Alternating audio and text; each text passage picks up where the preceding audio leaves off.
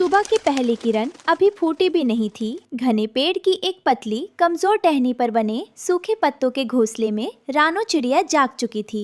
उसके दो नन्हे बच्चे कुकू और गुड़िया एक दूसरे से चिपककर सो रहे थे। उनके छोटे छोटे पंख अभी ठीक से उगे भी नहीं थे। रानो ने आसमान की तरफ देखा, जहाँ काला बादल नहीं बल्कि मौत मंडराती थी।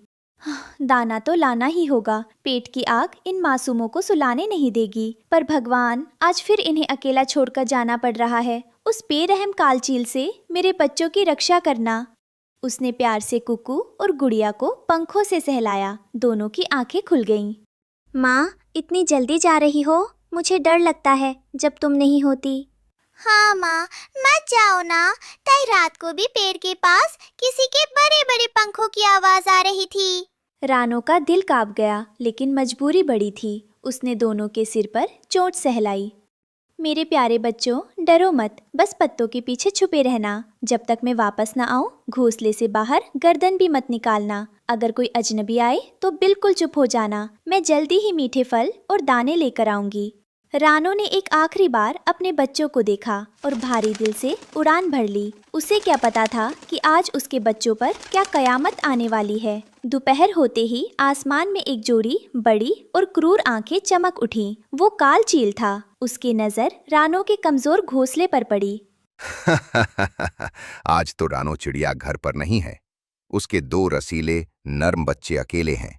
आज का दोपहर का भोजन बहुत स्वादिष्ट होने वाला है। चील तेजी से नीचे झपटा। हवा के दबाव से घोंसला हिलने लगा। कुकू और गुड़िया ने आंखें खोली तो सामने यमराज जैसा चील खड़ा था। कुकू भैया, चील आ गया, भागो! कहाँ जाओगे नन्हे चूजों? मेरी चोंच से आज तुम्हें कोई नहीं बचा सकता। जैसे ही चील ने अपनी नुकीली चोंच बढ़ाई, कुकू ने अपनी पूरी ताकत समेटी। डर ने उसे उड़ने की हिम्मत दे दी। गुड़िया, अपनी आंखें बंद करो और पंख फरफराओ, ऊपर की तरफ उड़ो। दोनों बच्चे जान बचाकर सीधे उड़े। ठीक बगल वाले मजबूत पेड़ पर मिट्ठू तोते का पक्का और सुरक्षित घर था। मिट्ठू तोता अपने दरवाजे पर ही बैठा था। बच्चों को हाँफते हुए आते देख वो तुरंत समझ गया। कुकू, गुड़िया, अंदर आओ, जल्दी अंदर आओ। जैसे ही बच्चे अंदर घुसे, मिट्ठू ने अपने घर का मजबूत लकड़ी का दरवाजा बंद कर लिया। काल चील सीधे दरवाजे से टकराया। मिट्ठू तोते, दरवाजा खोल, ये मेरा शिकार है। भाग जा यहाँ से कालचील। मेरे जीते जी तू इन बच्चों को हाथ भी नहीं लगा सकता। अगर तूने और परेशान किया तो मैं पूरे जंगल के पक्षियों को इकट्ठा कर लूंगा। गुस्से से बादल चील ने मुड़कर रानो चिड़िया के खाली घोंसले को देखा। अगर बच्चे नहीं मिले तो मैं इनका नामो निशान मिटा दूंगा। चील ने अपने मजबूत पंजों से रानो के तिनके तिनके के घर को नोच डाला और उसे हवा में बिखेरकर वहां से उड़ गया। शाम को रानो चिड़िया चोंच में दानों का गुच्छा दबाए खुशी खुशी वापस लौटी। लेकिन जैसे ही वो अपनी टहनी के पास पहुंची, उसके पैर कांपने लगे। चोंच से दाने गिर गए। वहाँ कोई घोंसला नहीं था, सिर्फ कुछ टूटे तिनके हवा में उड़ रहे थे।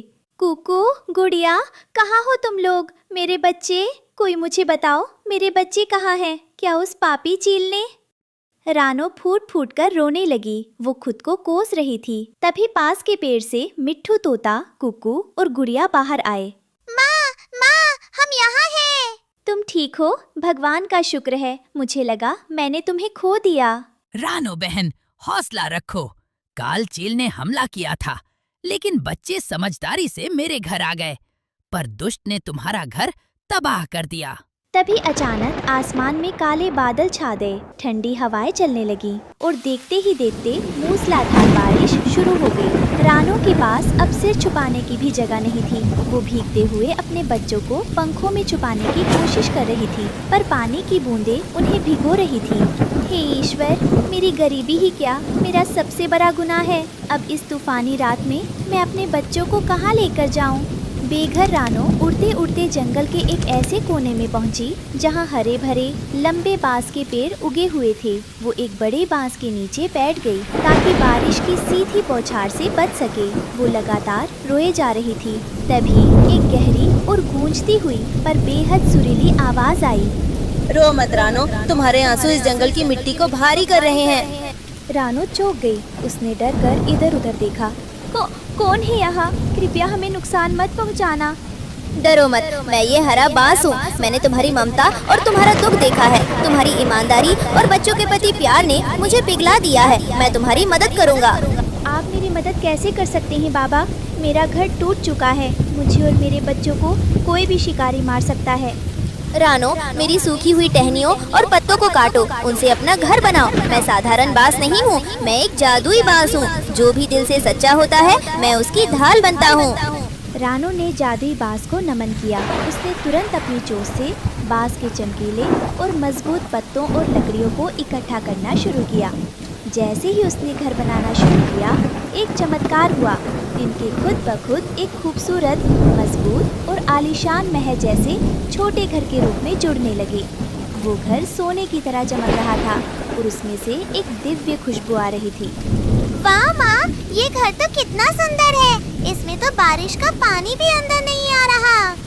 रानो, ये तुम्हारा जादुई घर है। अब तुम्हें किसी चीज या शिकारी से डरने की जरूरत नहीं है। अगली सुबह जब बारिश थमी तो पूरे जंगल में रानो के जादुई और आलीशान बांस के घर की चर्चा फैल गई।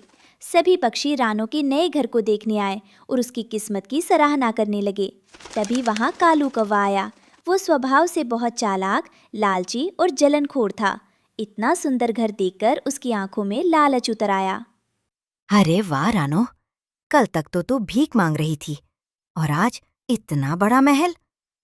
ये घर तो इस जंगल की सबसे ऊंची शान है, पर मुझे लगता है ये घर तेरे जैसे छोटे पक्षी के लायक नहीं है। इस पर तो मेरा हक होना चाहिए। चुप कर कालू, जब रानो मुसीबत में थी तब तू कहाँ था? अब उसके जादुई घर को देखकर तेरी लार टपक रही है। तुम बीच में मत बोलो तोते। रानो, सीधे सीधे ये घर मुझे दे दे, नहीं तो मैं इसे तोड़ दूंगा। वैसे भी तू इतनी कमजोर है, मेरा क्या मुकाबला करेगी?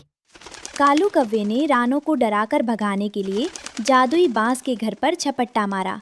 उसने अपनी चोंच से घर की दीवार पर वार करना चाहा। अभी तोड़ता हूँ इस घर को। लेकिन जैसे ही कालू की चोंच जादुई बांस से टकराई, एक तेज रोशनी चमकी और करक की आवाज हुई। जादुई बांस ने एक झटका दिया। आह, बाप रे, मेरी चोंच टूट गई। उफ, मेरी चोंच टेढ़ी हो गई। घर की दीवार इतनी मजबूत थी कि कालू कौवे की चोंच का आगे का हिस्सा मुड़ गया। ये घर केवल प्रेम और सच्चाई के लिए है। लालचियों के लिए यहाँ सिर्फ सजा है। जंगल के सारे पक्षी कालू कौवे की हालत देखकर हंसने लगे। और छीनो हमारा घर, आ गई कई ठिकाने। काऊ काऊ, मुझे माफ कर दो। मैं दोबारा कभी इस तरफ नहीं आऊंगा। अब रानो चिड़िया का डर हमेशा के लिए खत्म हो चुका था। वो अपने सुंदर और अभेद्य जादुई बांस के घर में अपने बच्चों कुकू और गुड़िया के साथ सुरक्षित थी। काल चील ने भी जब इस जादुई घर के बारे में सुना तो उसने उस इलाके की तरफ आना ही छोड़ दिया। बाबा, आपका कोटि कोटि धन्यवाद। आपने मुझे और मेरे बच्चों को नया जीवन दिया है। सदा सुखी रहो रानो। जहाँ हिम्मत और सच्चाई होती है, वहाँ ईश्वर खुद कोई ना कोई रास्ता बना ही देता है। अब रानो चिड़िया रोज सुबह बिना किसी डर के दाना लेने जाती और शाम को गाते हुए अपने बच्चों के पास लौट आती। पूरा जंगल अब रानो की खुशहाली से चहक रहा था।